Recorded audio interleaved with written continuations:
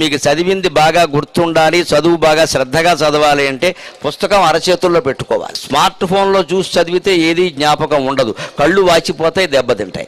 అచ్చు పుస్తకంలో చూసి చదివితే కొంత గుర్తుంటుంది. అంతకంటే కూడా గొప్పది మీరు గుర్తుంచుకోవాలి, పరీక్షల్లో వస్తుంది ముఖ్యమనే విషయాన్ని మీ చేతి దస్తూరితో మీరు వేరే నోట్స్లో రాసుకోవాలి. ఆ నోట్స్ని చేతుల్లో పెట్టుకుని చదువుకుంటే పరీక్షల్లో మర్చిపోవడం అనేది జరగదండి. విజయ సూత్రాల్లో ఇది మొదటిదిగా గుర్తుపెట్టుకో.